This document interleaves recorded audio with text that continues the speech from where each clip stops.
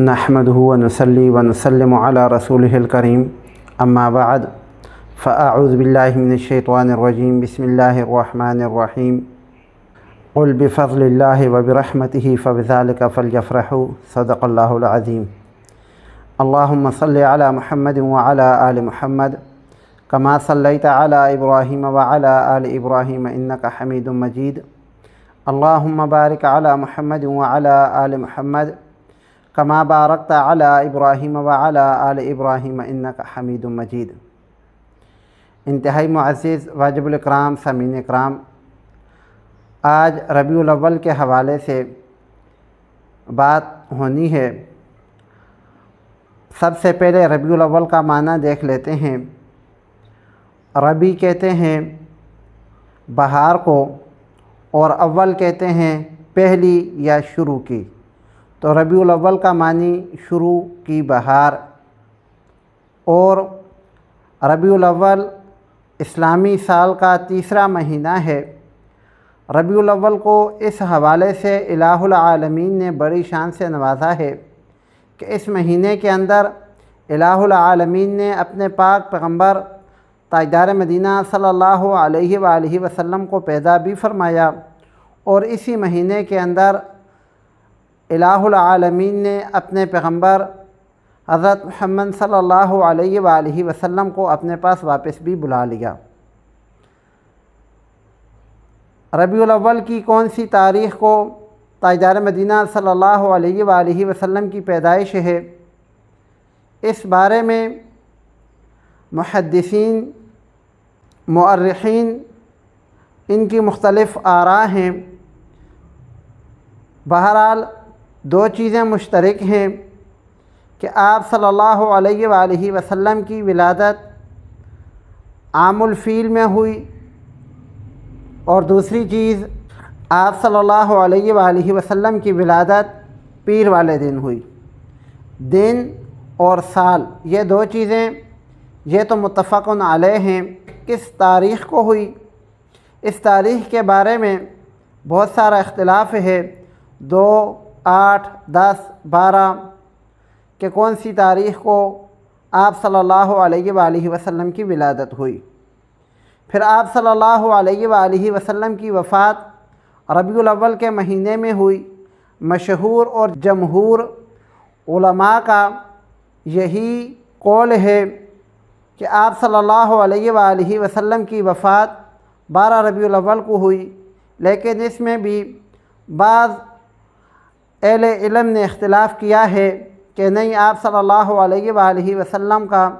اس دنیا سے جانے کا جو وقت تھا وہ 12 ربیع الاول نہیں تھا، 2 ربیع الاول، اس کے علاوہ 5 ربیع الاول، اور اس کے علاوہ بھی کچھ اقوال آتے ہیں۔ تو آپ صلی اللہ علیہ وآلہ وسلم کی پیدائش کا وقت اور آپ صلی اللہ علیہ وآلہ وسلم کا اس دنیا سے جانے کا وقت تکوینی طور پر الہ العالمین نے محفوظ کرنے کا انتظام نہیں کیا۔ اس کی ایک بڑی وجہ یہ ہے کہ آپ صلی اللہ علیہ وآلہ وسلم کی ولادت کی تاریخ سے یا آپ صلی اللہ علیہ وآلہ وسلم کے اس دنیا میں پردہ فرمانے کی تاریخ کا اللہ رب العالمین نے جو آپ کو شریعت دی ہے اس کے ساتھ کوئی حکم وابستہ نہیں ہے۔ اگر وابستہ ہوتا تو یہ دونوں تاریخیں تکوینی طور پر الہ العالمین کی طرف سے بھی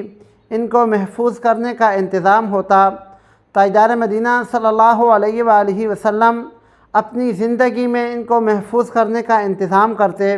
یا صحابہ کرام رضوان اللہ تعالی علیہ مجمعین کو بتا دیتے،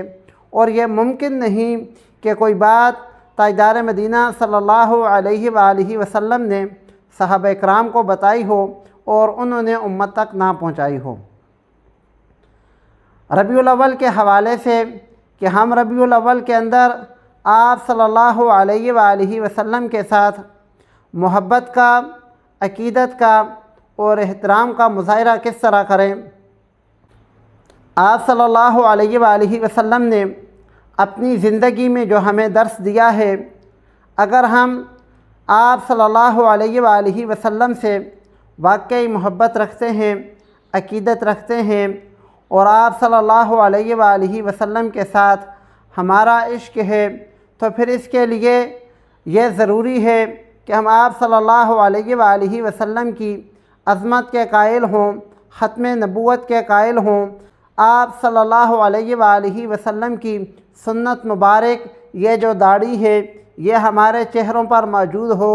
آپ صلی اللہ علیہ وآلہ وسلم کو معراج کی رات جو نماز کا تحفہ ملا تھا وہ 5 نمازیں ہم روزانہ امام کے ساتھ ادا کرنے والے ہوں۔ اگر ہمیں آپ صلی اللہ علیہ وآلہ وسلم کے ساتھ محبت کا اور عقیدت کا دعویٰ ہے تو پھر ہم آپ صلی اللہ علیہ وآلہ وسلم کی ایک ایک ادا پر مر مٹنے کے لیے تیار ہوں، اور آپ صلی اللہ علیہ وآلہ وسلم کی ناموس اور آپ صلی اللہ علیہ وآلہ وسلم کی ختم نبوت کے لیے، ختم نبوت کے تحفظ کے لیے، ہر قسم کی قربانی دینے کے لیے ہر وقت تیار رہیں۔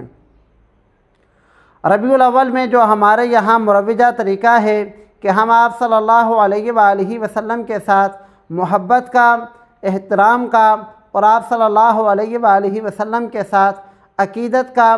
اپنی طرف سے ایک طریقہ بنا کر اس پر چلتے ہیں، تو اس طریقے کے اندر کچھ مفسدات ہیں وہ عرض کیے دیتا ہوں۔ سب سے پہلی اس کے اندر جو خرابی ہے وہ یہ ہے کہ یہ سنت طریقہ نہیں ہے، اور جب یہ سنت نہیں ہے تو ہم مسلمانوں کے لیے سنت پر عمل کرنا ضروری ہے۔ پھر ہم مروجہ طور پر یہ جو محافل کا اہتمام کرتے ہیں، مجالس کا اہتمام کرتے ہیں، تو ان محافل اور مجالس کے اندر قرآن خوانی وغیرہ کا بھی انتظام ہوتا ہے، نعت رسول مقبول صلی اللہ علیہ وآلہ وسلم کا بھی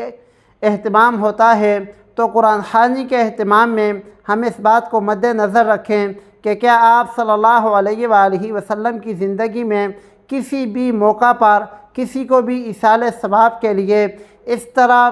مجلس کے طور پر اکٹھا کر کے باقاعدہ اہتمام کر کے قرآن مجید کی تلاوت کا ایصال ثواب کیا گیا ہے کہ نہیں؟ اگر کیا گیا ہے تو پھر تو ٹھیک ہے، اور اگر نہیں کیا گیا تو پھر یہ بات مان لیں کہ جو بندہ اس طریقے سے ایصال ثواب کر رہا ہے وہ سنت سے ہٹ کے کر رہا ہے۔ دوسری بات یہ ہے کہ تلاوت کلام پاک کے ایصال ثواب کے لیے یہ چیز ضروری ہے کہ انسان اخلاص کے ساتھ تلاوت کرے۔ ہم یہ جو مجالس کا اہتمام کرتے ہیں اس میں آ کر بیٹھنے والے جو قرآن مجید کی تلاوت کرتے ہیں تو کیا وہ خالص ایصال ثواب کے لیے کرتے ہیں یا ان کا مقصد اس کے بعد کھانا پینا ہوتا ہے؟ اس چیز کو ہم بخوبی جانتے ہیں۔ اس کے بعد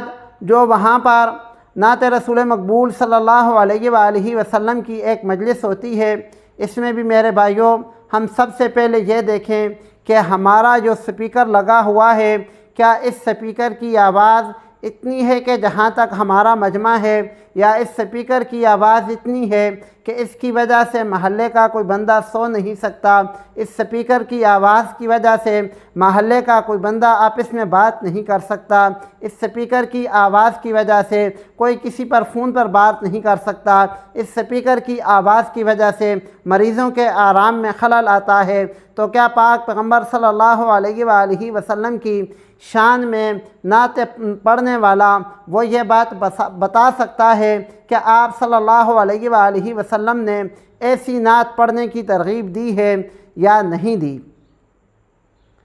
نعت کے اندر جو دوسری چیز ہے، نعت ہم اس انداز سے پڑھیں کہ وہ گانے کا طرز نہ ہو، نعت کا انداز اپنا ہو، گانے کا علیحدہ سے انداز ہوتا ہے۔ اس کے بعد تیسری چیز جو آتی ہے، نعت پڑھنے والا بے ریش یا لڑکی یا عورت نہ ہو، یا کوئی بھی ایسا فرد نہ ہو کہ جو لوگ نعت سن رہے ہیں ان کی توجہ بجائے نعت کے نعت خوان کی طرف ہو، ان کا دھیان نعت کی طرف کم ہو، نعت خوان کی طرف زیادہ ہو، تو میرے بھائیوں یہ اس نعت کا اثر نہیں۔ پھر نعت کے اندر ہم جو ایک اور طرح سے رد و بدل کرتے ہیں کہ آپ صلی اللہ علیہ وآلہ وسلم کی شان میں وہ باتیں بھی عرض کر دیتے ہیں جو بعض دفعہ آپ صلی اللہ علیہ وآلہ وسلم کی شایان شان نہیں ہوتی۔ نعت کا شعر اس کا وزن برابر کرنے کے لیے یا ہم لوگ جذبات میں آ کر کوئی ایسی بات کر جاتے ہیں جو آپ صلی اللہ علیہ وآلہ وسلم کے شایان شان نہیں ہوتی۔ پھر یہ جو مجالس ہم منعقد کرتے ہیں، ان مجالس کے لیے ایک اور بات یہ ہے کہ بعض لوگ اس کے لیے چندہ کرتے ہیں، حالانکہ پاک پیغمبر صلی اللہ علیہ وآلہ وسلم نے اپنے دین کے لیے تو چندہ کیا ہے مگر اپنی ذات کے لیے کبھی زندگی میں چندہ اکٹھا نہیں کیا۔ اس کے علاوہ بھی طرح طرح کے مفسدات ہیں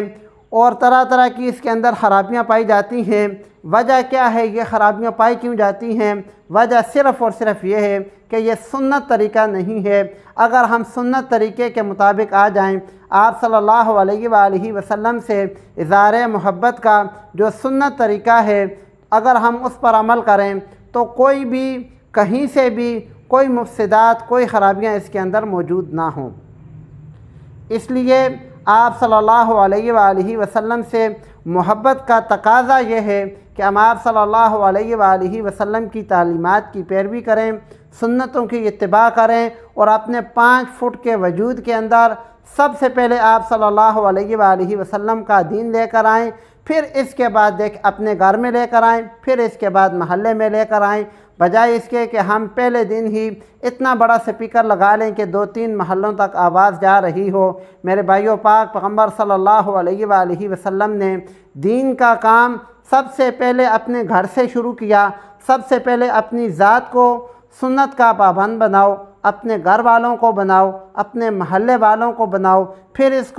اس سلسلے کو وسیع کرو۔ اور یاد رکھو، آواز اونچی کرنے سے، اونچا سپیکر لگانے سے پاک پیغمبر صلی اللہ علیہ وآلہ وسلم کی شان نہیں بڑھتی۔ اگر آپ صلی اللہ علیہ وآلہ وسلم کی شان اور آپ صلی اللہ علیہ وآلہ وسلم کی نعت کے اندر آپ لوگ اگر اثر پیدا کرنا چاہتے ہو تو آپ صلی اللہ علیہ وآلہ وسلم کے ساتھ محبت کا خالی دعویٰ چھوڑ کر عملی محبت کا ثبوت دو، آپ کی نعت کے اندر خود بخود انشاءاللہ اثر آ جائے گا۔ اللہ پاک عمل کی توفیق عطا فرمائے، آمین۔